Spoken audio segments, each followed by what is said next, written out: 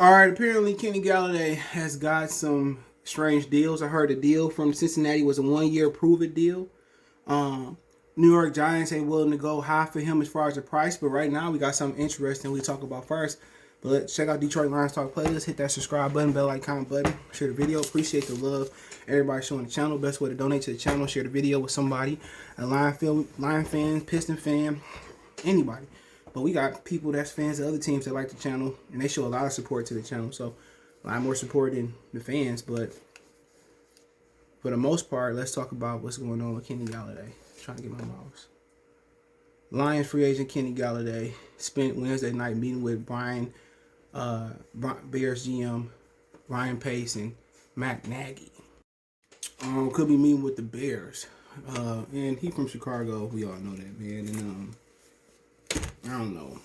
Think about it. They can have Kenny Golladay and Allen Robinson, which I thought it was a scenario where a long shot where the Lions could have Golladay and they can have Allen Robinson as well too. But I mean, Mitchell Trubisky, he signed with the Bills, and they got Andy Dalton and Nick Foles. But I mean, the whole thing about Nick Foles in Chicago was them being able to protect him being able to step up in the pocket and let the ball launch with a clean platform. And for Chicago, their biggest thing is to rebuild the offensive line. Chris Long came out of retirement.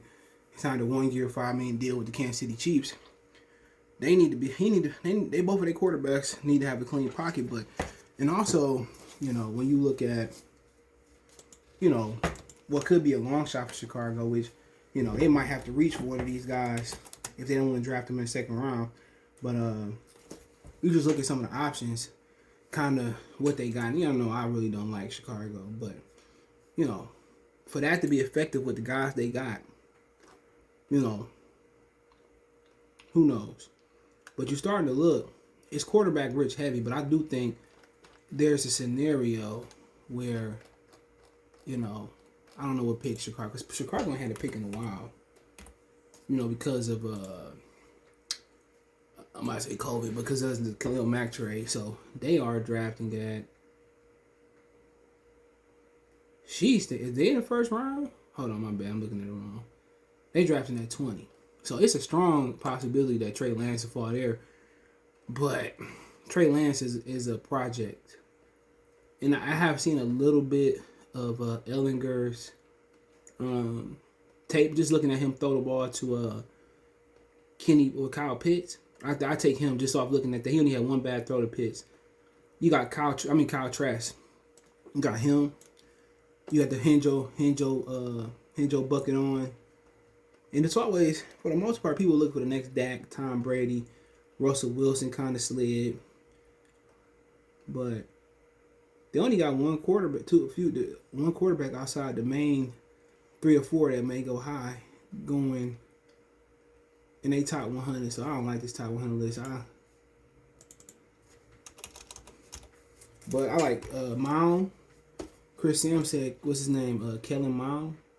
He said that he is the best pure passer in coming out the draft, and his track record for being right is scary.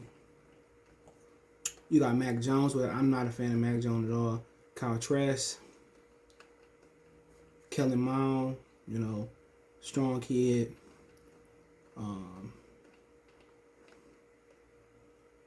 Felipe Franks came out. Sam Ellinger somewhere down there as well too.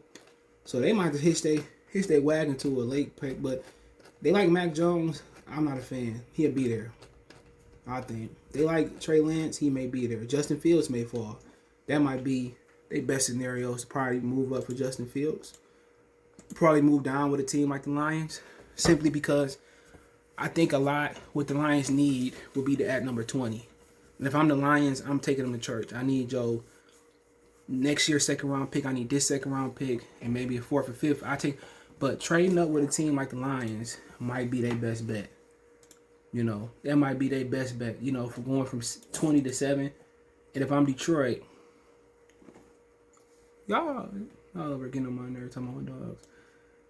For going to 20 to 7, I need their second this year, their second next year, and like a 4th or 5th round this year or next year. But that may work. You also really want to stick it to your division rival. You might want to 1 and a 2 this year and a 2 and the 2 next year, something like that. But Chicago trading over Detroit would be perfect, you know, and also probably flipping Nick Foles and cutting him.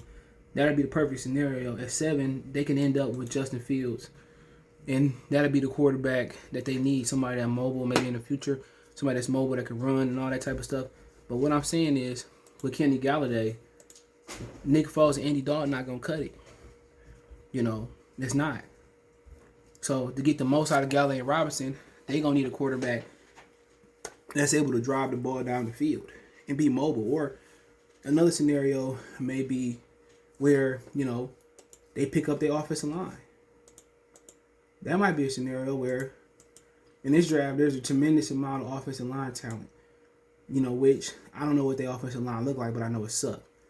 When you look at it, kind of that 20 range, you know, a few guys may be there. Interior lineman Elijah Vera-Tucker. Maybe Rashawn Slater might be there. They got a guy from Michigan, Jalen Mayfield might be there. Samuel Cosmi might be there. So this is strong in offensive lineman, man. Interior lineman, Creed Humphreys, Alex Leatherwood. So in reality, Chicago can come out the first couple rounds with some good offensive linemen, and they can give Foles or Andy Dalton a clean pocket. But I just think Andy don't have enough arm to go down the field, you know. But you know, Golladay going back to Chicago is going back to Chicago. He's from Chicago. It's gonna make him a hated figure in Detroit. Already lied and said he wanted to be in Detroit, but that was a lie. And he's gonna take way less money to go to Chicago. Fuck him. Hope he break his clavicle. And he just pulled a whole ass move. He didn't want to be here. You know, you move Matt Patricia and Bob Quinn, still didn't want to be here. Facts. You know, so guess what? You know, he want to move on and go to Chicago. I'm looking to take his fucking head off his shoulders. Ultimate trader, you know, to go to Chicago. Even though it's hometown, but that's the word. But wish him nothing but the worst in Chicago. If you go to Cincinnati, wish him nothing but the worst. Go to the Giants, wish him because he lied. If he want to be here, we understand. Like, I just want to move on. And that's why they didn't tag him, because he probably was saying, nigga, I don't want to be here. I don't want to kick it with y'all. I don't want to skate with y'all. I want to my T.I. boys. He did not want to be here. And if he would have said that to us, we would have understood. Hey, Matthew Stafford didn't want to be here.